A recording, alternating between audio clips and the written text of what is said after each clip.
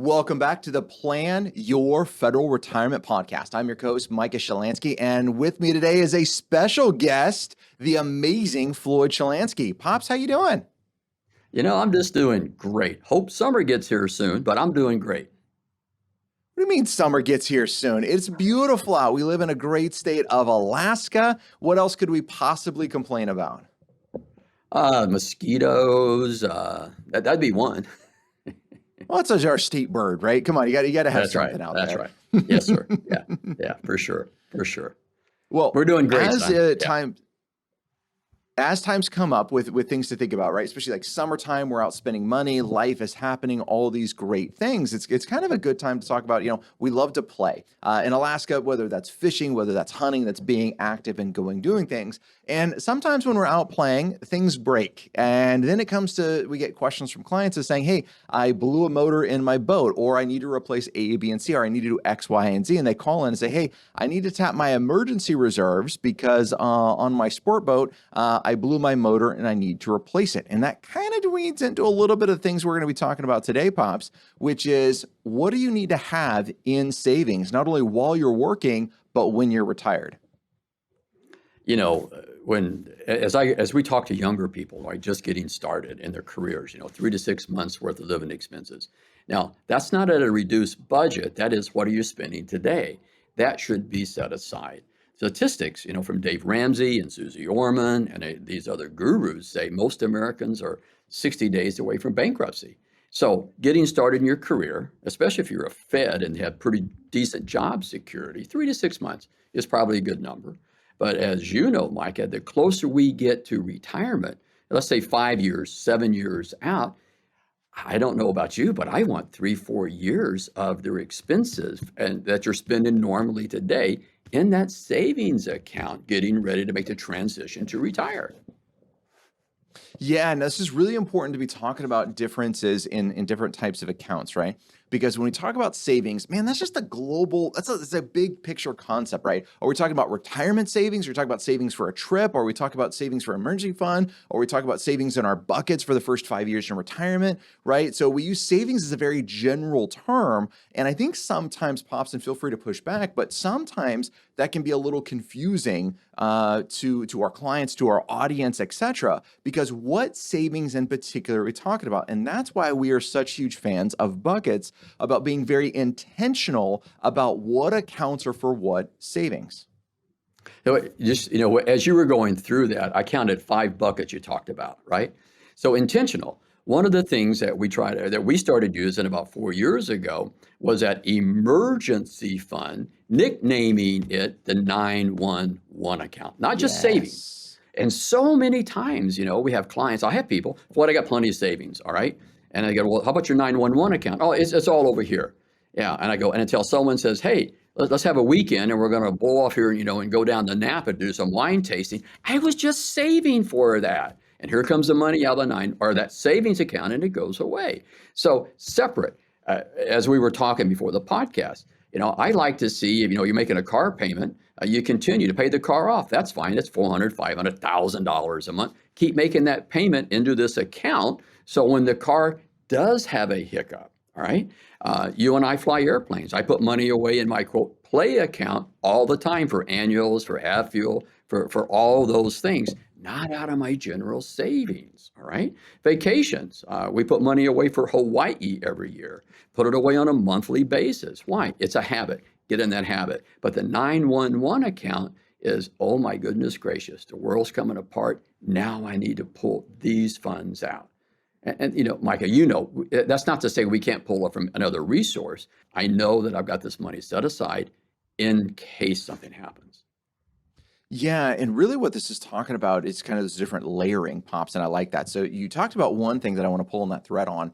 We're a huge fan of nicknaming accounts. So whenever we're meeting with a client or a new client and we're going through information, I always like to ask what bank you're at. So let's give an example. If a client says they bank at Wells Fargo, I first start by saying, I apologize. I'm sorry for that experience. Okay, not throwing too much shade on Wells Fargo, just a fun joke. But then we say, great, where do you primarily bank at? Now, whatever bank they say, I'm not just picking on Wells Fargo, whatever bank they say is their primary checking and savings account, I do not want their savings to be at. I want it in a separate bank. Now, why is that? We have this thing that Pops, you and I talk about, you've taught me, is our financial thermostat.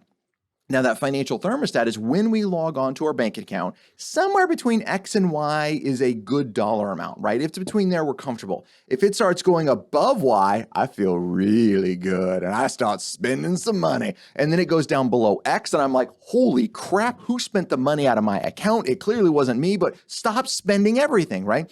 And we kind of move up and down in this little flow. So a great financial hack, everyone's always looking for the hacks, right? So a great financial hack that we have found is separating out our operating account from our savings accounts. So operating account is going to be at one bank. That's where most of my bills get paid for, etc. Then I'm going to set up my savings, my longer term savings in a separate bank. Why? Because when I log on to pay my bills, I don't see that extra money and it doesn't play with that financial thermostat. Micah, and exactly. And so different today because you can log on and transfer. Back when, 40 years ago, I would have them separate custodians, have one at the credit union, one at the bank. Why? Because if your savings isn't where your checkbook is, now you got to go passbook savings, extract it to move it into the new checking account. And you know what you do typically? You talk yourself out of it, right? And Yes. I used to love to meet our clients working in their working careers every quarter because I'd always look at what their checking account was. I'd look at what their savings account was. And if their checking account got a little larger, guess what I would recommend? Let's move some of this money over here. Savings account grew so much. Are you buying something? No, it's just accumulated. Let's move it away. Out of sight, out of mind. So here's how to implement that, right? And we're going to get into dollar amounts and kind of how much people should have. It's kind of a good walking around numbers. But one of the things that I like to do, I use a local bank. I use Northrim as my local bank, do a lot of the kind of the main banking inside of there. But I use Capital One as my savings bank. Now, Capital One, Marcus Bank, I like a lot of the online banks that have higher interest rates. Right now, you should be getting between 4 and 5% in your online savings account, at least at the date this is recorded. It's going to fluctuate, but that's what it should be for little to no dollar commitments in those accounts. Now, when I set money up in those accounts, and Pops, I know you guys do the same thing, I love to nickname the accounts. Now, there's a secret to how you nickname your accounts. I like 3 things when I nickname a savings account: what it is, when it's for, and how much it is. Now, this is really, really important to have those 3 components in there, especially if you are married. Because if you're married and you say, hey, I want a travel fund, and you put money in a travel fund and you save that money up and you're like, sweet, I'm going on a moose hunt. My wife says, no, we're going to Europe. Okay, travel meant 2 different things to us, right? Vacation meant 2 different things. That could be a realistic story from the person speaking to you. It may not, or it could have actually happened to me. So now what we really try to do is say, let's be more intentional. So when I set up a savings account, it'll be Europe, May 2024, $12,000, right? Or $20,000 or whatever that dollar amount is going to be. Then from the nickname, both my wife and I can look at that savings account. We can say what it's for, when do we need the money by, and how much do we need. Now we get to make a decision. Now this doesn't lock the money up. This doesn't permanently commit the money, but I'm being hyper intentional about setting that money aside for that potential trip. And we all know what that trip is going to cost. And this becomes a spending account. Great news, when you have that money in there, go spend it. Pops your your plane account. Same thing, you put money in a plane account, you want to go flying, great news, you got money in your plane account. Now, you want to add VGs to your plane, but you look in your plane account, you don't have enough money. Good news, you're going to save up more for it, right? And so these savings accounts allow us to spend money, but it also allows us to kind of throttle and control how much we're spending in certain activities. The intentionality is so important. Because your example is, I've got my airplane, I want to do X, and I've only got Y in the account, I'm short. I could always transfer it from another account, right? Now I'm commingling, so intentionality, all right? And it's our discipline. Hey, I'm only going to do this with this. And anytime with your mom, anytime I go outside of that, we have a conversation. And normally she says, it's okay. Then she reminds me when she wants to go shopping. Now, remember when you get all this over here, and then the back and forth on it, all right? But those different buckets, if you will, those different savings accounts. Northrim, I got 17 accounts over there. And when I go put money in, they look at me, how come you got so many? I go, well, this is for this, this is for this, this is for this, all right?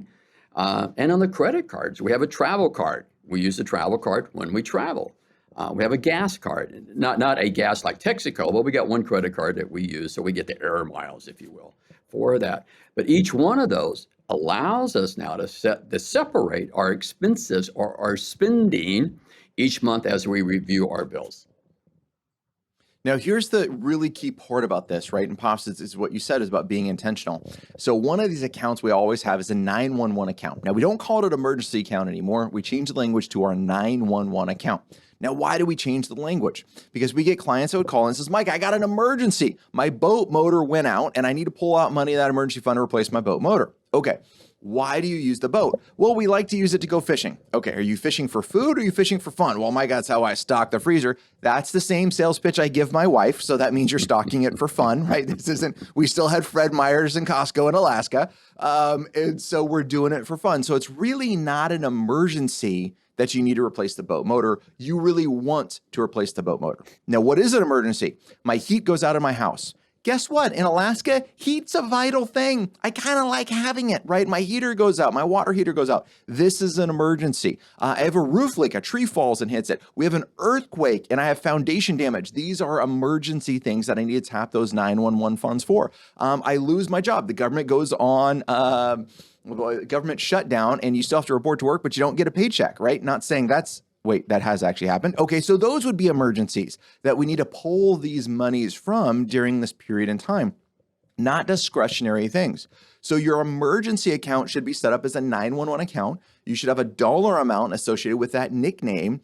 Now, you can always put money in the emergency account for non-emergencies, right? In your other account, so let's say my travel fund, my airplane fund, or my, whatever other fund I want, I could move money between those because I want to reallocate. That's fine. But I don't move money from my emergency account to my fun accounts because I want to spend more money. This is where people get in trouble. And it comes to me, all right, and the people I work with, our clients, it becomes a peace of mind. Knowing that if the world goes upside down or the OS happens, I got this fund over here to tend to that. Now, a lot of the conversation is, how much should be there? What's the magic number? All right. And everyone's different. You live in $1 million home or you're retiring and you've downsized to 1,800 feet. What are those numbers of what could possibly happen? And that's just, you have an emotional conversation with that. And our clients drive the emotions. We drive the, I was going to say practicality, but we drive the finance side. What's the worst thing that could happen? Well, as your example is, I could lose my roof. Okay, in the state of Alaska, if you can find a roof contractor after a major windstorm, it's about 50 grand. Well, my insurance company will cover it. Sure, sometimes in the future. And if you have an expensive home, if they they're going to cover it, but they make the reimbursement check to you, to the bank if you got a mortgage on it that covers that. So you have this separation of time. So we may replenish it with an insurance claim, money, as it comes into you, but you got to get the roof repaired before the insurance company even considers doing it. I agree. So now this comes to a question, how much money should you have in these emergency accounts, right? And while you're working, it's between 3 to 6 months of what you're spending, not what you're earning. I think this is a little bit of a distinction right here of what are you spending, right? So what comes in every 2 weeks in your bank account, whatever that number is, times 3 months, times 6 months, that's the number you need to have. 3 is the minimum. We start going over 6. Now, sometimes I like to go over 6 because sometimes it's generally not for my federal employees. We have a couple of higher end executives that every now and again, they'll change jobs. And when they do, because of their compensation package, it takes them a while to line up a new job. So we need some higher reserve. So it could be a higher number. I have never seen a case for why it's a lower number. We still need that money in there. These are the minimums that we need to have. Right. And changing jobs. How many times have we seen a Fed move from one agency to the next, all right, and take an extended period of time off that we had to supplement? How about when when a Fed retires, Micah? Does that check instantly come within next pay cycle? All those are different reasons. This is a big point. Yeah. Yeah. Oh, Sorry, Pops, a little bit of a lag. Yeah, so all those are 100% right. All of those are different reasons we need to have more. So there's the working side of it. Then there's the getting ready for retired side, right? Now, in the Yeah. savings concept, you guys know us on the listener front that we like our buckets, right? And we like to have 5 years of money, 5 years. Any money you plan to spend in the next 5 years out of your retirement accounts needs to be separated outside of the stock market, because it's not if, it's when the market goes down, we need to have money that you can live on. Well, that's account distributions, that's retirement paychecks. You still need your emergency reserve. That's outside of investments, that says when the tree falls, when an earthquake happens, when a storm hits, when the car blows up, is something of that nature. What money am I going to be able to tap into? And that extends a little bit for me. I really like at least that 6 months, maybe even 12 months into that emergency reserve. So as we're starting our career and building, it's 3 to 6 months. As you're more mature in your career and closer to retirement, it's 6 to 12 months in that 911 account. You talk about executives. We have an executive right now that left a high stress job, and he says, I'm taking a sabbatical.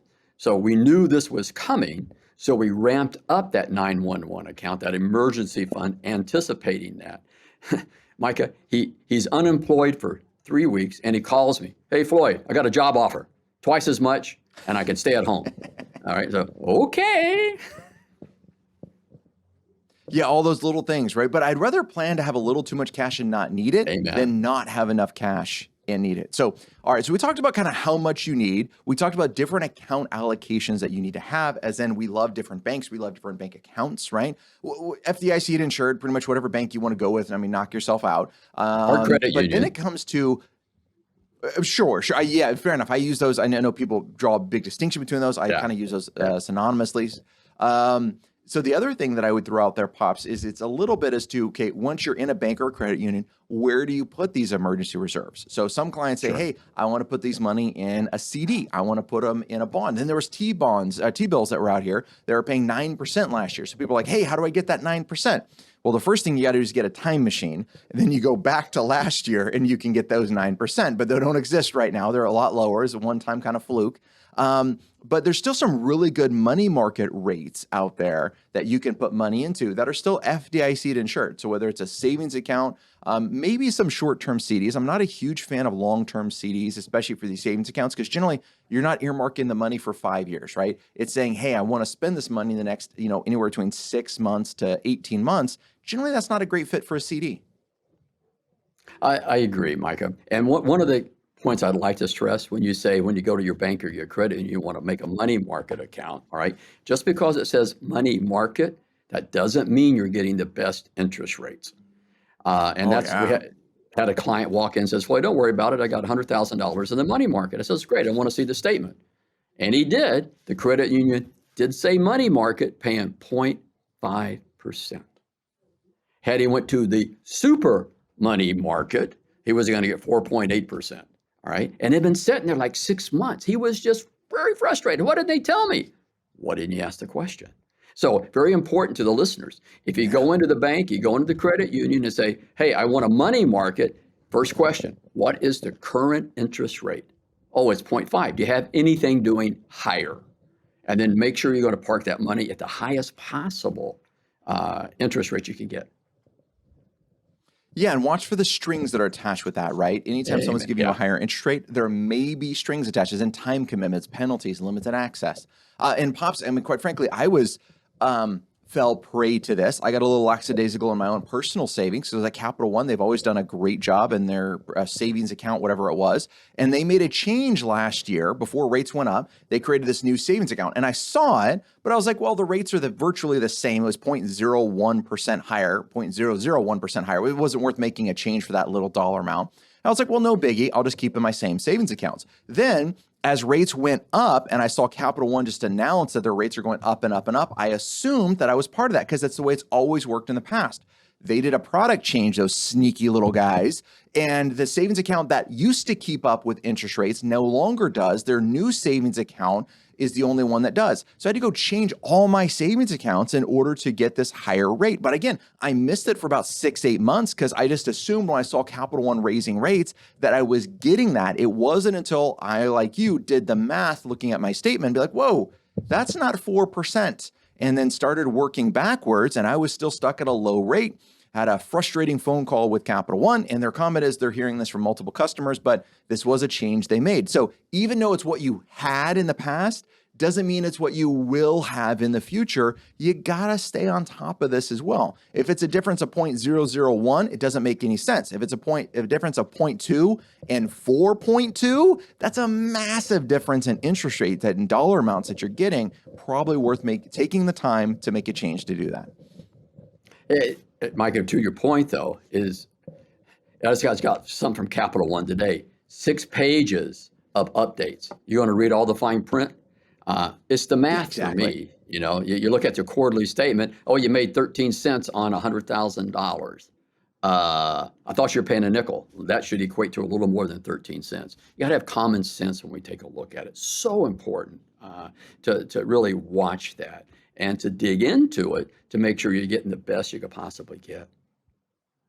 So this isn't something you guys got to look on a monthly basis. This is something on a semi-annual basis. Okay, so you give up a couple months of higher interest rate. That's not the end of the world, right? But in the long term, we got to make sure your money's working for you. So on the semi-annual side, you should be reviewing your bank accounts as long as the investments. Are they still suited well suited for you for long-term investing? Because that's what we're talking about here, not short-term stuff, all long-term when it comes to the investment. Cash and money markets, bank accounts, those are for short-term things. Investments, that's the CS&I funds, that's your TSP, that's IRA accounts, Roth IRAs where the money is invested in, quote, the market. That's long-term money. It's going to go up and down. So we got to make sure we have that distinction. So Pops, this podcast is all about action items for our listeners. So what's a good action item that they should be taking and doing this week? You know, what I would suggest is for the younger audience that are just kind of getting started, you've been in the Fed system 3, 4, or 5 years, all right, make sure you have that 3 to 6 months worth of living expenses set aside. And if you have it in the passbook savings account at your bank, I would call and say, what's my interest rate? Okay. For those that are approaching retirement, 5 years out, 7 years out, you know, Mike and I, we're going to want 9 months, a year and a half. I really like 2 years. 5 years out with my feds, we start building that emergency fund with about 2 years worth of their spending. So I'm spending $100,000 a year, Floyd. Yeah, I'd like to see $200,000 out there, but if they're making it, does it make sense, right? Now, if you're making $100,000 a year and you're spending 60, then I'd like to see about 120 set aside, just in case. So from my perspective, Micah, on the emergency funds, that's younger, just getting started, 3 to 6 months. 5, 8 years away from retirement, 1 to 2 years possibly of emergency funds money. Yeah, really important. Another thing that I'm going to say, second action item, if you only use one bank, I'm going to encourage you to use 2 or 2 credit unions, whatever you like. And I would separate out my operating account from my savings account. Again, that's financial thermostat concept, separating this out. Now, this might seem like a little thing. I will say, like several of our cash flow conversation with clients, once clients do this, and I know it's a pain to set up a new account and the new links, I get it. I'm totally with you. Keep your operating account the same, just the savings accounts that you're opening up. It really does make a difference. Run it for 6 months and you might be surprised at how much money you can sock away. Mike, I just want to add on to that. When you say operating account, I can't tell you how many of my clients, when they create one checking account where they pay the mortgage, they pay the utilities, they pay the car payment, they pay the basic credit card out. When they do that, it's amazing to watch the money in the other account start to grow. Because you're spending X amount of money to live off of, your food bills in there, right? So you've got all that factored in, but you don't have the excess. The excess sits in another account. And then all of a sudden, mysteriously, where did all the extra money come from? I love it. Our goal is to help another 1 million federal employees with their retirement. And that goal starts with you. It starts with you sharing this information, getting this data out here. We want to empower you with great information so you can have a great financial future. Pops, thanks always for joining me. And until next time, My pleasure. Happy planning. Happy planning.